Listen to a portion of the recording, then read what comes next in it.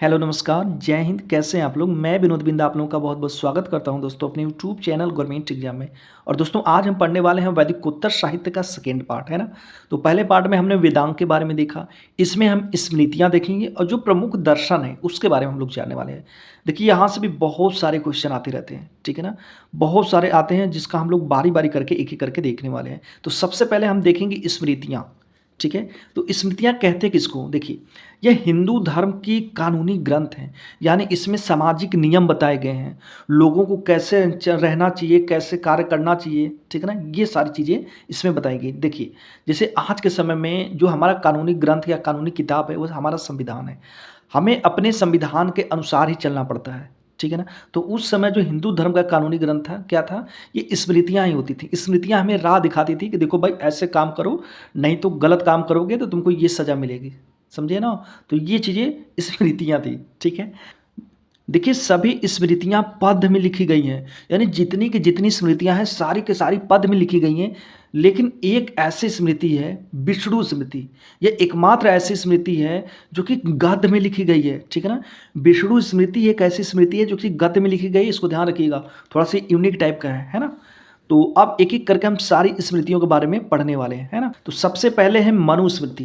देखिए मनुस्मृति के बारे में सभी लोग सुने होंगे और अक्सर सोशल मीडिया पर आप देखे होंगे कि कोई मनुस्मृति जला रहा है तो कोई सपोर्ट कर रहा है, तो काफ़ी विवादास्पद स्मृति इसको मानी जाती है। तो सबसे पहले हम देख लेते हैं कि इसका रचना काल का समय क्या था। तो देखिए 200 बीसी से लेकर के 200 एडी, 200 बीसी मतलब कि 200 ईसा पूर्व से लेकर के 200 ईस्वी तक, यानी ऐसा माना गया कि 400 साल के बीच में लिखी गई है, ठीक है ना? और इसका देखिए एग्जैक्ट टाइमिंग नहीं पता, लेकिन कुछ लोग बताते हैं कि एग्जैक्टली जो इसका टाइमिंग वो शुंग काल का था, है ना? यानी शुंग काल के समय लिखा गया है। देखिए सबसे प्राचीन है और सबसे प्रामाणिक है और इसमें देखिए मानव धर्म शास्त्र के बारे में बताया गया है कि एक मानव का धर्म क्या होना चाहिए, ये सारी चीज़ें बताया गया है। अगर आपसे पूछ दे कि कौन सी ऐसी स्मृति है जिसमें मुद्रा, सोना, चांदी, तांबा का उल्लेख सबसे पहले हुआ है, तो ध्यान दीजिएगा मनुस्मृति में, ठीक है ना? मनुस्मृति में मुद्रा, सोना, चांदी और तांबा का उल्लेख सबसे पहले आया है। देखिए इसमें ये बताया गया है कि विदुर को पुनर्विवाह का अधिकार था, लेकिन विधवा को नहीं था। ये तो थोड़ा-सा नेगेटिव पॉइंट हो गया महिलाओं के लिए। उस समय क्या था कि अगर किसी पुरुष की पत्नी मर जाती थी तो उसको शादी करने का अधिकार था पुरुष को, लेकिन वहीं अगर पति मर जाता था तो स्त्री को शादी करने का अधिकार नहीं था। तो थोड़ा-सा ये नेगेटिव पॉइंट है। और एक चीज़ इससे और भी पता चलता है कि जब विधवा को शादी करने का अधिकार नहीं था और जो आदमी है उसको शादी करने का अधिकार था अगर उसकी बीवी मर जाती है तो, है ना? तो ये चीज़ें कहीं न कहीं बाल विवाह को भी दिखाता है। कैसे? देखिए, मान के चलिए किसी आदमी की उम्र हो रही है 40 साल या 45 साल, ठीक है? उसकी बीवी मर गई। अब उसको पुनर्विवाह का अधिकार है, वो पुनर्विवाह कर सकता है ना? तो करेगा किससे वो शादी? क्योंकि विधवा को शादी करने का अधिकार नहीं था, है ना? तो करेगा तो जब भी करेगा 15 साल, 16 साल, 17 साल, 18 साल, 19 साल, 20 साल की लड़कियों को शादी तो करेगा। खुद की उम्र 40-45 साल है लेकिन शादी करेगा कितने साल? जिनकी शादी ना हुई हो, है ना? क्योंकि विधवा से शादी कर ही नहीं सकता, विधवा को शादी करने का अधिकार ही नहीं था। तो कहीं न कहीं ये थोड़ा-सा ये भी चीज़ें एक नेगेटिव की तरफ दिखाता है ना? इसमें विधवा मुंडन की भी चर्चा है ना? देखिए मैं आपको थोड़ा-सा यहाँ पे कुछ फैक्ट बता देता हूँ कि उस समय जब एक स्त्री का पति मर जाता था तो उनकी ज़िंदगी इतनी बुरी हो जाती थी ना कि आप सोच भी नहीं सकते। जब उनका पति मर जाता था तो इनको सती होना पड़ता था। अगर सती नहीं हो पाती थी तब इनको एक बुरी से बुरी ज़िंदगी गुज़ारनी पड़ती थी। सोचिए एक रूम दे दिया जाता था, उसी में इनको पूरी ज़िंदगी भर बितानी है। इनको अब ना मायके जाना है, ना रिश्तेदारी में जाना, कहीं नहीं जाना है और ना ही इनके रिश्तेदार आकर के इनसे मिल सकते हैं। घर में भी ये सबके सामने नहीं रह सकती हैं क्योंकि उनको एक अलग कमरा दे दिया जाता था। अन्य लोगों के साथ जो पड़ोसी है, गाँव के लोग हैं, उन उन लोगों के सामने ये पेश नहीं हो सकती, सामने आ नहीं सकती। अगर गलती से भी आ गए तो इनको अपशकुन बहुत समझा जाता था, ठीक है ना? तो इसलिए जो भी है दिन भर अपने कमरे में बंद रहती थी, बेचारी रात में थोड़ी बहुत निकलती थी ताकि कोई सामने न आ जाए। इनको अच्छा खाना-पीना नहीं होता था, अच्छे कपड़े नहीं पहनना होता था। एक ही कपड़े पहन कर के जो भी ये साड़ी-वाड़ी वही पहन कर के अपना रहती थी। ना किसी समारोह में भाग ले सकती थी, ना उत्सव में, ना शादी में, ना ब्याह में, कुछ भी नहीं। अच्छा भोजन इनको नहीं करना होता था। सोचिए कितनी बुरी ज़िंदगी है। मतलब एक तरह से ना समाज से इनका कनेक्शन ख़त्म हो जाता था। ना किसी से ये बातचीत कर सकती थी। इनको बहुत ही बुरी दृष्टि से देखा जाता था। जैसे एक होता ना, करिए बहुत अपशकुन है, इसके सामने मत जाओ नहीं तो अपना दिन खराब हो जाएगा, वैसी दृष्टि से इनको देखा जाता था। इनका सर का बाल काट दिया जाता था, है ना, पूरा टकली बना करके बस उसी घर में छोड़ दिया जाता था। उसी में जो है अपना भगवान का भजन भजन भजन यही सब करते रहो। तो बहुत बुरी स्थिति थी। और स्त्रियों को संपत्ति में अधिकार नहीं था। जब इतनी चीज़ें हो रही थी, आपको लगता है कि स्त्रियों को संपत्ति में अधिकार होगा?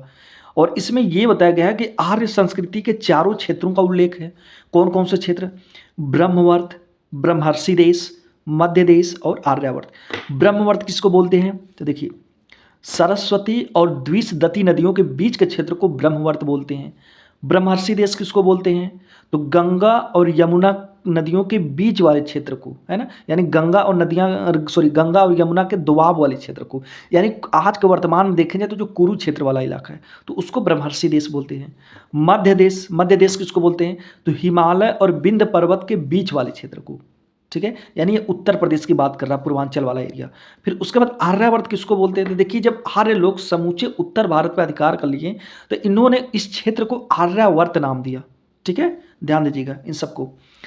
और कुछ भाष्यकार हैं जिन्होंने मनुस्मृति पर टीका लिखा। कौन कौन से लोग हैं? मेघतिथि, कुल्लक भट्ट, गोविंदराज और भारुचि। इसको याद रखिएगा, मोस्ट इंपॉर्टेंट है। और इसमें देखिए, दो प्रकार के अध्यापक की भी चर्चा की गई है इस मनुस्मृति में। कौन कौन से? एक तो उपाध्याय और दूसरा आचार्य। तो उपाध्याय किसको बोलते थे? तो जो जीविका के लिए अध्यापन करते थे, यानी कि पढ़ाते थे तो शिष्यों से पैसे लेते थे अपने जीविका के लिए। ठीक है। और एक थे आचार्य, ये निःशुल्क अध्यापन करते थे। ठीक है ना, यानी पढ़ाते थे लेकिन बच्चों से पैसे नहीं लेते थे। तो दो प्रकार के टीचर की यहाँ पे चर्चा की गई है। फिर उसके बाद है याज्ञवल्क्य स्मृति। इसका जो समय था रचना काल का, ये 1000 BC से 300 AD, और ये आंध्र सातवाहन के समय लिखा गया था, है ना। इसमें भी बताया गया कि स्त्रियों को संपत्ति में अधिकार नहीं था। देखिए, जब हम लोग वैदिक काल पढ़ रहे थे तो हम लोगों ने देखा कि उस समय एक गार्गी नामक विदुषी थी और एक याज्ञवल्क्य जी थे, है ना। याज्ञवल्क्य करके विद्वान थे, दोनों में डिबेट हो रहा था। तो जो याज्ञवल्क्य जी हैं, इन्होंने बोला कि ज़्यादा पटर पटर बहस मत करो, नहीं तो अपने गदा से ना सिर तोड़ दूंगा। तो उसमें गदा लेकर के चलते थे याज्ञवल्क्य जी। यानी कहने का मतलब यही हुआ कि स्त्रियों की स्थिति कहीं ना कहीं उत्तर वैदिक काल में धीरे धीरे काफ़ी खराब हो चुकी थी, है ना। देखिए, याज्ञवल्क्य स्मृति के कुछ भाष्यकार भी हैं। कौन कौन से हैं? विश्वरूप, अपर्राक और विज्ञानेश्वर। इन्होंने याज्ञवल्क्य स्मृति पर टीका लिखा है। ठीक है। और विज्ञानेश्वर ने मिताक्षरा लिखा है। उसके बाद है नारद स्मृति, और यह गुप्त काल में लिखी गई थी। इसमें देखिए, नियोग प्रथा के बारे में बताया गया है, स्त्रियों के साथ पुनर्विवाह और दासों की मुक्ति। तो ये सारी चीज़ें वर्णन है ना। तो कहीं ना कहीं ये थोड़ा सा अच्छा लग रहा है, लेकिन इसमें एक नियोग प्रथा है जो यहाँ पे आपको निगेटिव चीज़ें दिखाता है। देखिए, नियोग प्रथा क्या था? देखिए सुनिए, जब एक स्त्री का पति मर जाता था तो उसका विवाह उसके देवर से करा दिया जाता था, और उस देवर से इसको जो संतान प्राप्ति होती थी उसको क्षेत्रज बोला जाता था। ठीक है। और जैसे ही संतान प्राप्ति होती थी वैसे इन दोनों की शादी तोड़ दी जाती थी, यानी इनको अलग कर दिया जाता था, यानी विवाह की मान्यता खत्म कर दी जाती थी। समझ में आया? यानी कि ये जो शादी थी सिर्फ एक संतान प्राप्ति के लिए थी। जैसे संतान प्राप्त होगी वैसे इन दोनों को अलग कर दिया गया। तो ये थोड़ा सा अजीब सा है ना। देखिए, मैं आपको यहाँ पर थोड़ा सा क्लियर कर दूं कि मैंने मनुस्मृति के बारे में बताया था कि उसमें ये लिखा है कि स्त्री का पति मर जाता था तो उसको बहुत ही जिल्लत भरी ज़िंदगी जीनी पड़ती थी, है ना। टकली करके उसको किसी से मिलने नहीं दिया जाता था, कुछ खाना पीना मतलब कुछ भी उस टाइप से नहीं था अच्छा खासा। और मैं यहाँ पर आपको बता रहा हूँ नियोग प्रथा में कि जब एक स्त्री का पति मर जाता था तो उसकी शादी उसके देवर से करा दिया जाता था, है ना।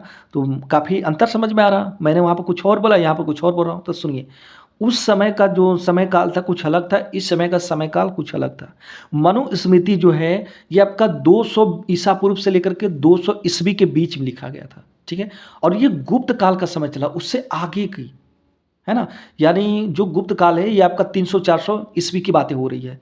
तो समय का यहाँ पर डिफरेंस है। ठीक है ना। एक ही समय पे ये सारी स्मृतियाँ नहीं लिखी गई हैं, अलग अलग समय पे लिखी गई हैं। तो अलग अलग समय पे लिखी गई हैं तो उनमें भी महिलाओं में भी बहुत सी चीज़ें सुधार हुई हैं, तो कहीं ना कहीं गिरावट आई है। तो ये सारी चीज़ें हैं। ठीक है, एक ही समय पर नहीं हुआ है, ध्यान दीजिएगा। फिर उसके बाद विष्णु स्मृति। देखिए, यह भी गुप्त काल में लिखी गई है, और यह जो है एकमात्र ऐसी स्मृति है जो कि गद्य में लिखी गई है। ठीक। उसके बाद है देवल स्मृति, और यह पूर्व मध्यकाल की स्मृति है ना। यानी इसको पूर्व मध्यकाल में लिखा गया है, और इसी पूर्व मध्यकाल को राजपूत काल भी कहते हैं। क्यों कहते हैं? क्योंकि देखिए, इसमें उत्तर भारत में राजपूतों का शासन था, यानी कि बहुत सारे जो राजपूत हैं वो उत्तर भारत में इस समय शासन करते थे। पूर्व मध्यकाल का समय क्या था? तो 6वीं से 10वीं शताब्दी। आखिर देवल स्मृति को क्यों लिखा गया बाद में? देखिए सुनिए। मुस्लिम आक्रमण के पश्चात बहुत से हिंदू इस्लाम धर्म अपना लिए, तो फिर से शुद्धिकरण द्वारा हिंदू धर्म अपना सकते हैं, तो शुद्धिकरण के लिए स्मृति लिखी गई है। देखिए मैं आपको यहाँ पर एक फैक्ट्स बता दे रहा हूँ कि उस समय 6वीं 7वीं शताब्दी के आसपास अरब में खलीफा हुआ करते थे, ठीक है। जो खलीफा होते थे ये इस्लाम धर्म में सर्वोच्च होते थे, ठीक है। या राजा से भी ऊपर होते थे। जो खलीफा राजा को आदेश देते थे, राजा को वो करना पड़ता था, क्योंकि जो आम जन थे ना, ये पूरा का पूरा जो इनका विश्वास था मुस्लिम धर्म गुरु यानी कि जो खलीफा लोग थे उनसे जुड़ा होता था, ठीक है। तो जो खलीफा है भाई उसको चाहिए क्या? वो धर्म से रिलेटेड है, तो वो तो यही चाहेगा कि इस्लाम का प्रसार हो, लोग ज़्यादा से ज़्यादा इस्लाम को मतलब फॉलो करें, यही चाहेगा। और राजा को क्या चाहिए? तो राजा को धन चाहिए। तो दोनों में समझौता हुआ कि देखो भाई, तुमको जो भी लूटना है पाटना है लूटो, जाओ भारत की तरफ बढ़ो आगे, और वहाँ पे जितना लूटना है लूटो, हमें उससे मतलब नहीं है। लेकिन जहाँ पे लूटना ना, वहाँ पे पूरे के पूरे उस एरिया को इस्लाम धर्म में परिवर्तित कर देना, चाहे तुम जैसे भी करो, हमें नहीं मतलब, बस तुम इस्लाम धर्म में परिवर्तन करो लोगों को। तो इन्होंने क्या किया कि धीरे धीरे भारत की तरफ आना शुरू कर दी। जब भारत की तरफ इधर आने लगे तो लोग आक्रमण कर करके अब लूटना पीटना शुरू करने लगे, ठीक है। और जो लूट पीट लेते थे उस क्षेत्र को, जिस राज्य पे, उसको मतलब उस राज्य की जनता को ये लोग इस्लाम धर्म में कन्वर्ट कर देते थे। कैसे? जबरदस्ती नहीं करते थे लोग, तो जबरदस्ती मार काट रेप बहुत बुरी तरह से ये लोग, मतलब क्या ही बताऊं, मैं आगे बयान नहीं कर सकता क्या क्या अत्याचार महिलाओं लड़कियों के साथ करते थे। तो बहुत सारे लोग इस चीज़ से बचने के लिए हिंदू धर्म छोड़ करके इस्लाम धर्म को अपना लिए, ठीक है ना। तो इसमें देवल स्मृति में यही चीज़ बताई गई कि देखो भाई, आप लोग मुस्लिम बन गए हो तो आप फिर से हिंदू बन सकते हो, उसके लिए थोड़ी सी शुद्धिकरण करनी पड़ेगी। तो ये जो शुद्धिकरण है ना, इसी देवल स्मृति में लिखा गया है कि इसी तरह से शुद्धिकरण होता है, ठीक है। और फिर उसके बाद है मिताक्षरा। मिताक्षरा, इसकी रचना विज्ञानेश्वर जी ने किया था। जो विज्ञानेश्वर जी हैं ये याज्ञवल्क्य की स्मृति पर टीका लिखे थे, ठीक है ना। और यह जो है विज्ञानेश्वर जी, यह कल्याणी के चालुक्य शासक विक्रमादित्य षष्ठ के दरबारी थे। और इसी मिताक्षरा में ये बताया गया है कि पिता के जीवन काल में पुत्रों को संपत्ति का भाग मिल जाता है, ठीक है। और यह समस्त भारत में लागू है, सिर्फ का सिर्फ बंगाल, असम और पूर्वी भारत को छोड़ करके। देखिए, अगर बंगाल, असम और पूर्वी भारत में आप नहीं रह रहे हैं और इन सब के अलावा किसी भी राज्य में रह रहे हैं, चाहे यूपी, हरियाणा, उत्तर प्रदेश, दिल्ली, बिहार, मध्य प्रदेश, है ना, जितने भी हैं, तो आप एक चीज़ कॉमन देखे होंगे कि जब एक पिता, जब वो जान जाता है कि यार मेरा लास्ट टाइम चल रहा है, मैं कब टपक जाऊंगा कोई ठीक नहीं मेरा, तो एक काम करता हूँ, अपने सारे बच्चों को बुला लेता हूँ और उनको संपत्ति बांट देता हूँ, है ना। हमारी तरफ ऐसे ही होता है ना, ठीक है ना, ऐसे ही होता है ना। तो ये चीज़ें होती है। और एक है दाय भाग, इसकी रचना जीमूत वाहन जी ने किया था, ठीक है। इसमें यह बताया गया कि पिता के मृत्यु के बाद ही पुत्र को संपत्ति में हक मिलेगा, है ना, जीते जी नहीं मिलेगा। और यह जो है बंगाल, असम और पूर्वी भारत में लागू है। यानी कि जो बंगाल, असम, पूर्वी भारत, यहाँ पर देखिए मिताक्षरा विधि नहीं लागू थी, तो यहाँ पे बंगाल, असम और पूर्वी भारत में दाय भाग लागू है। यानी कि पिता के मरने के बाद ही पुत्रों को संपत्ति में अधिकार मिलेगा, ठीक है ना, ध्यान रखिएगा इसको। फिर उसके बाद है दोस्तों प्रमुख दर्शन, ठीक है। तो यहाँ पर हम दर्शन के बारे में जानने वाले हैं। देखिए मैं आपको यहाँ पर सबसे पहले ही बता देता हूँ कि इसमें मुख्य इंपॉर्टेंट क्या है। देखिए सबसे जो इंपॉर्टेंट है वो प्रतिपादक है ना, कौन सा दर्शन है और उसके प्रतिपादक कौन है, ये चीज़ें एकदम रट लीजिएगा, एकदम फिर से बोल रहा हूँ रट लीजिएगा, ठीक है। पहला है सांख्य दर्शन, इसके जो प्रतिपादक हैं कपिल मुनि है ना, और ये सबसे प्राचीन दर्शन स्रोत है। मूल तत्व 25 है और प्रथम तत्व प्रकृति को इसमें बताया गया है, यानी प्रकृति ही सर्वे सर्वा है। जो भी यहाँ पे पृथ्वी पे चाहे ब्रह्मांड में जो भी चीज़ें हैं ना, वह खुद प्रकृति अपने हिसाब से सारा चीज़ें काम करती है, इसमें ये चीज़ें बताई गई है। उसके बाद है योग दर्शन। देखिए इसके प्रतिपादक पतंजलि जी हैं, ठीक है ना। आपको भी पता है मोदी जी खूब प्रचार प्रसार कर रहे हैं इस समय, और पूरी दुनिया में काफ़ी ये चीज़ें लोकप्रिय होती जा रही है। तो विश्व में सर्वाधिक प्रचारित प्रसारित है। और आत्मनियंत्रण और आत्मयातना के बारे में बताया गया कि कैसे आप योग के माध्यम से आत्मनियंत्रण कर सकते हैं, है ना, मानसिक नियंत्रण कर सकते हैं, ये सारी चीज़ें बताई गई है।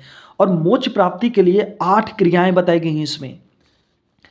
उसके बाद है न्याय दर्शन, ठीक है। इसके प्रतिपादक जो हैं अक्षपाद गौतम जी हैं, और इसमें ईश्वर को विश्व का सृष्टिकर्ता बताया गया है, ठीक है ना। जबकि सांख्य दर्शन में प्रकृति को सर्वेसर्वा बताया गया है। न्याय दर्शन में ये बताया कि देखो भाई, जो विश्व के सृष्टि करता है वह ईश्वर है, लेकिन हमने उसमें किसमें सांख्य दर्शन क्या पढ़ा था कि उसमें प्रकृति का सब कुछ बताया गया है कि जो कुछ है प्रकृति सब कुछ करती है, अपने हिसाब से ढलती है। फिर उसके बाद है वैशेषिक दर्शन। इसके जो प्रतिपादक हैं उल्लूक या फिर कणाद हैं, और सभी वस्तुओं को पंच महाभूतों में वर्गीकृत किया गया है। इसमें ये बताया गया है आत्मज्ञान प्राप्ति के बाद मोक्ष प्राप्ति कर लेनी चाहिए, ऐसा इसमें बताया गया है। और नेक्स्ट है पूर्व मीमांसा। इसके प्रतिपादक जैमिनी जी हैं। वेदों के कर्मकांड तथा ब्राह्मण ग्रंथों से संबंधित है और यह वेदों को अंतिम प्रमाण मानता है ना। और लास्ट है उत्तर मीमांसा। इसके प्रतिपादक वादरायण जी हैं और यह केवल ब्रह्म को सत्य मानता है। ठीक है, जीवात्मा के ब्रह्म में लीन होने पर ही मोक्ष की प्राप्ति होती है। और इसी के साथ ये आपका चैप्टर समाप्त हो जाता है। लेकिन ध्यान रखिएगा, फिर से बता रहा हूँ, ये जो दर्शन है ना, इनके प्रतिपादक को आप लोग याद रख लीजिएगा। ठीक है, तो इसी पे वीडियो समाप्त करते हैं दोस्तों। मन लगा के पढ़िए। जय हिंद, नमस्कार।